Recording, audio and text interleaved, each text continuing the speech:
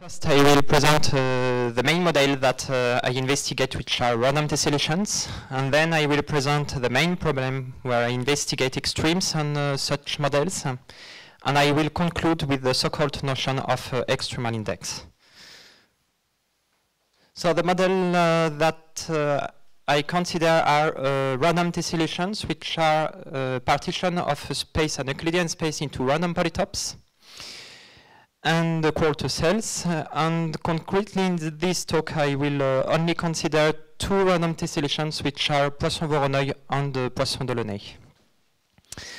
The first one, Poisson-Voronoi tessellation, is defined as follows.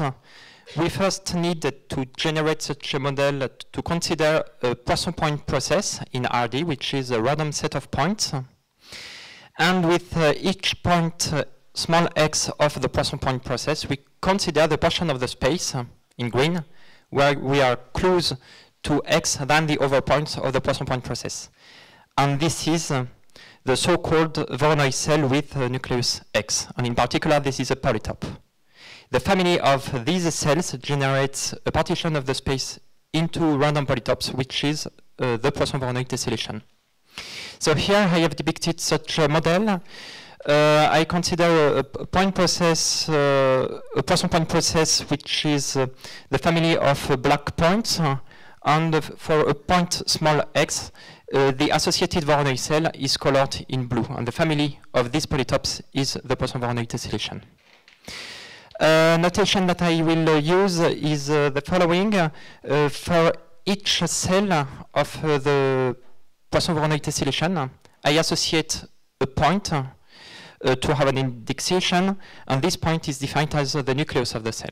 So this is the first model that we have to keep in mind. And another model, which is a dual model of Poisson-Voronoi, is the so-called Poisson-Delaunay tessellation defined as follows. We first consider a Poisson point process X, which generates Poisson-Voronoi. And for any couple of points X and X prime of the Poisson point process, we define an edge between X and X prime if and only if the Voronoi cells are neighbor. And this family of edges generates a partition of the space into simplices. So in the plane, this is a partition in triangles. In R3, this is a partition into tetrahedra, and in RD, into simplices. The family of these simplices is the so-called Poisson-Delaunay tessellation. So here, I have depicted such a model. The associated Voronoi tessellation is colored in green. This is exactly the same as before. And the associated random Poisson-Delaunay tessellation is colored in red, so this is a partition into simplices. The notation that I use to have an indexation is that for any simplex of the Poisson-Delaunay tessellation, I associate a point which is defined as the circumcenter of the simplex, right? So this is only the two random tessellations that I consider today. A lot of work was done on such models, in particular to describe the mean behavior of random tessellation. The associated notion is the typical cell. Roughly speaking, the typical cell is a cell which is chosen uniformly in all the tessellation. And more formally, this is defined as follows. This is a random polytope C, whose the distribution function is given as follows. We observe the random tessellation inside a window, which is a Borel subset B in RD, and we consider a geometrical characteristic. For example, number of vertices, diameter, volume, what you want. And we take the expectation of the sum of all these geometrical characteristics. This is on the right-hand side in the equation. So we consider the sum of this geometrical characteristic divided by the mean number of cells per unit volume. And actually, the right-hand side should depend on the window where we observe the random tessellation. But due to the stationarity of the model, we can prove that this does not depend on B, and so that the definition is well defined. And in particular, roughly speaking, the typical cell is a cell which is chosen randomly in all the tessellation. right? Yeah. It means that the random tessellation is a random variable, and stationary means that if I consider the random tessellation translated to any vector, this has also a distribution, and stationarity means that the distribution of the translation random tessellation is exactly the same as the random tessellation. The associated notion is a typical cell. This describes the mean behavior of the random tessellation, a cell which is chosen uniformly in all the tessellation. But in this talk, I will investigate random tessellations by a new approach, which is extremes. And I will use, of course, the notion of typical cell for my results. And the main problem is as follows, and is described in the second part. So I consider a random tessellation, which is in this talk only a Poisson-Voronoi or Poisson-Delaunay. And we observe the random tessellation inside a window, which is a cube, times a scaling rho going to infinity, to describe all the tessellation, right? And the main question is as follows. We consider also a geometrical characteristic, for example, number of vertices, diameter, volume.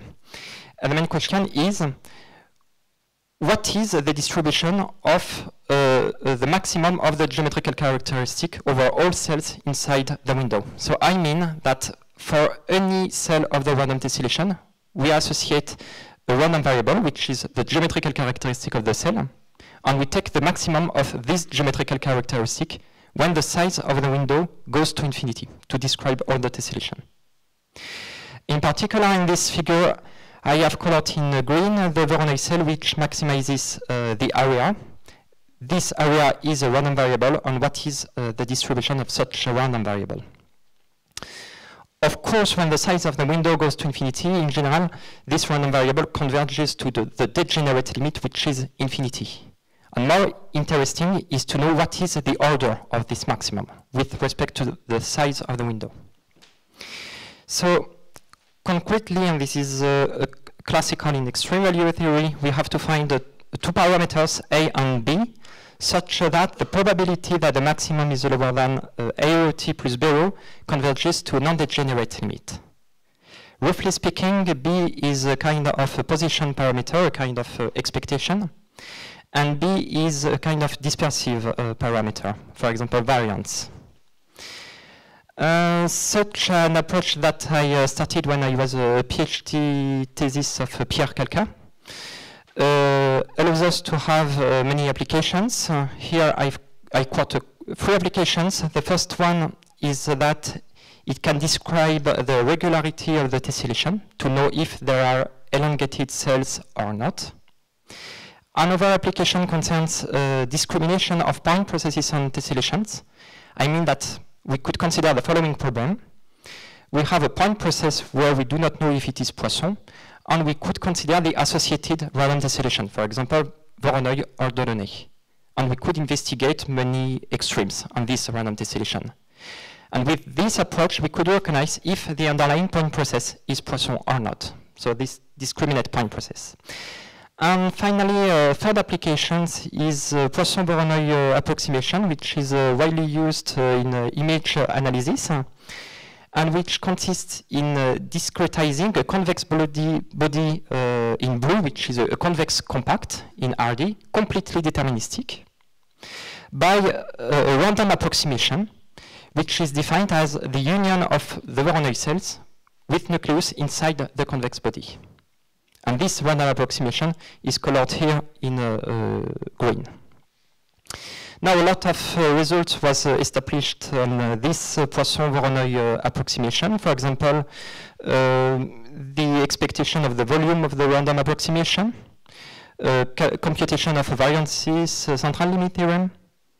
But another point, which is connected to extreme value theory, is that we also can investigate the Hausdorff distance between the deterministic convex compact in blue and the random approximation. The Hausdorff distance, roughly speaking, measures the big difference between, this is a distance between our random set random approximation and our convex body. And this stuff distance can be bounded by the maximum of diameter of all cells.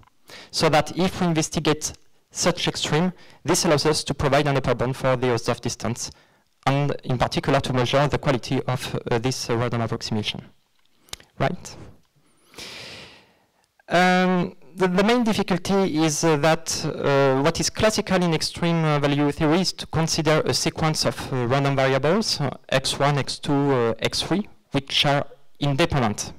And in probability theory, it is more simple to consider independent random variables. But here we have two main difficulties. The first one is that the cells are not independent. They depend on each other. And the other point is that this is a spatial problem in RD, not a sequence of random variables. And so there is a lot of things to do, since this is a new approach.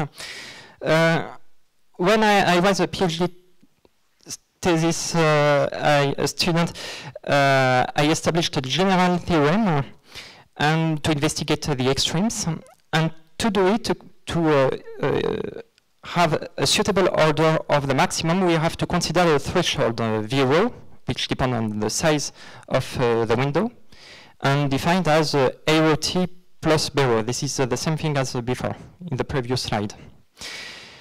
And I assume that this threshold is chosen in such a way that rho at power d, which is the volume of the window, times the probability that the geometrical characteristic of the typical cell is larger than our window.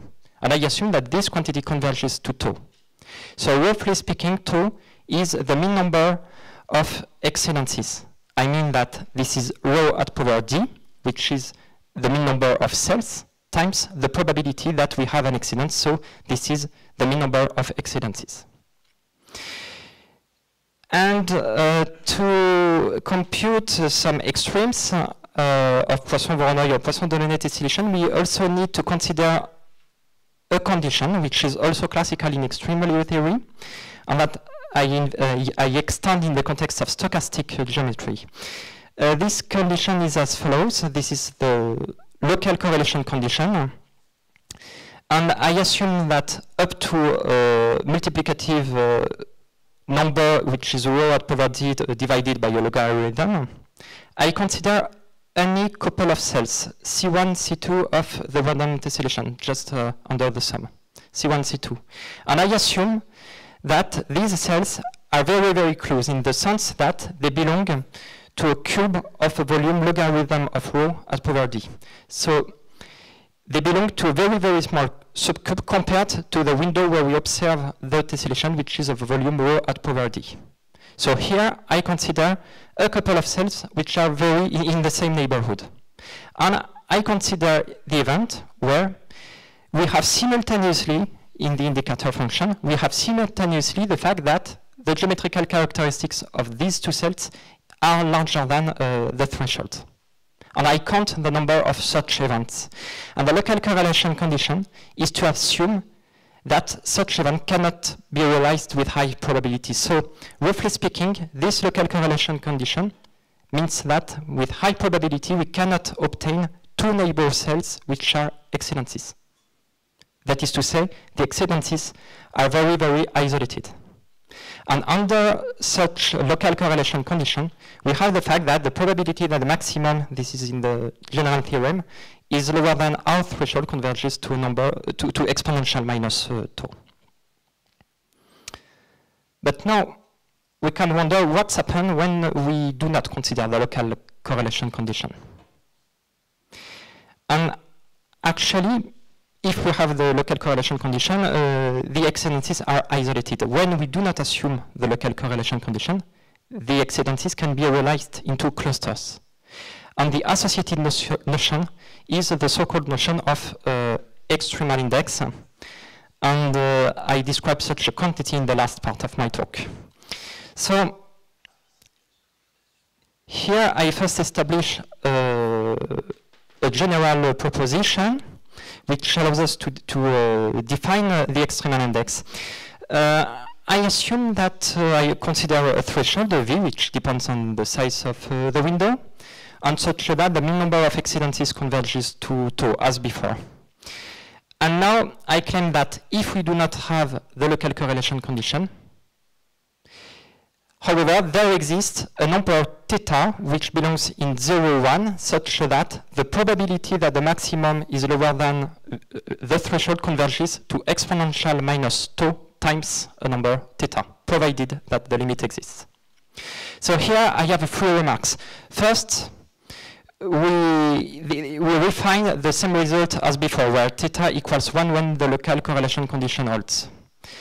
Another remark is that the limit cannot exist. And a third remark is that we have exactly the same limit, exponential minus tau, but times a number theta, which is the extremal index. And we say that a quantity is the extremal index if the mean number of exceedances converges to tau, and if we have the fact that the limit distribution of the maximum is exponential minus theta tau. And now we can wonder what is, roughly speaking, the extremal index. And actually, in the context of classical extreme value theory, that is to say for a sequence of random variables, we have the following thing. When the local correlation condition does not hold, the exceedances can be realized into clusters. And here, I am giving an interpretation of the extremal index. And now we consider a random cluster of exceedances. This random cluster of exceedances has a random number of cells, which is in the cluster. And the expectation of this random number is actually 1 over theta. So roughly speaking, theta equals 1 over the mean size of a cluster of exceedances in the context of classical extreme value theory. And I am sure that this is exactly the same thing in stochastic geometry for random tessellations. And now I provide also 2 new results to provide examples of extremal indices. The first one is consecrated for a Poisson-Voronoi tessellation, and here I consider as a geometrical characteristic the in-radius of any cell. Small rc, which is the radius of the largest ball included in the cell and centered in the nucleus of the cell. And I take all this in radii. And here I am interested not by the maximum, but by the minimum. This is also an extreme. So I investigate the minimum, and we can easily prove with the standard computation that the extremal index equals 1/2. And I claim this is quite obvious, roughly speaking. Indeed, if I am interested by a cell which minimizes the in-radius, this is not necessarily unique.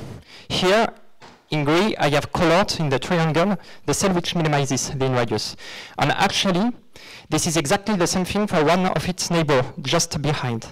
So if I have a very, very small cell, this is exactly the same thing for one of its neighbors. So the cluster of exceedances are of size 2. And so the extremal index equals 1 over 2, that is to say 1/2.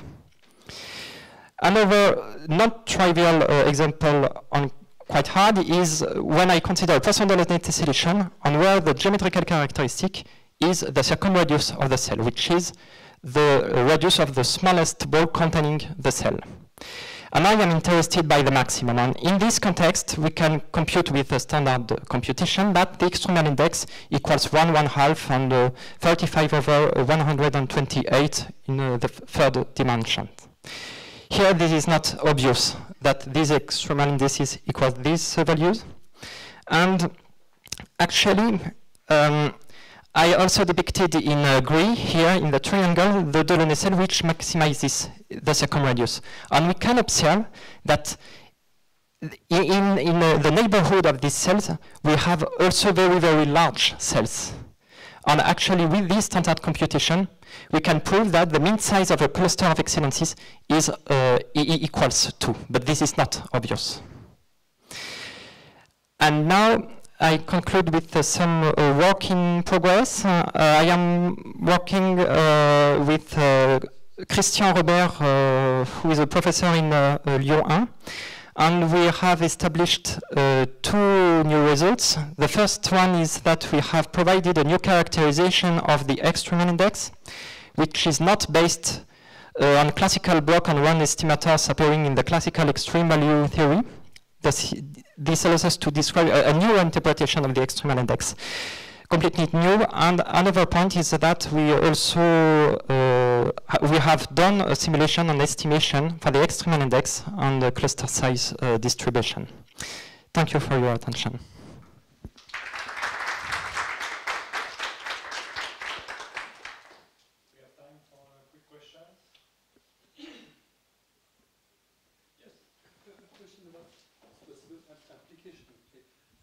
There is a lot of tessellation, for example, coming from geology and also in biology, even neuroscience. Yes.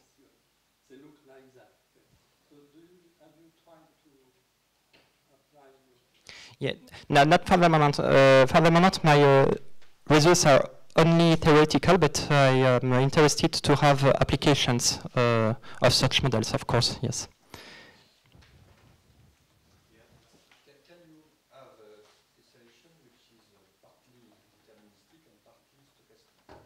Yes, we can define such random tessellations. Here I consider only the case where all the points are random, but of course we can define tessellations which are partly random and partly deterministic. Yes. Yes, I guess, yes. Yeah. Do you believe that you can make also the calculus quickly? Sorry? You can also apply the same kind of calculus. Yes, yes. Probably, I hope, yes.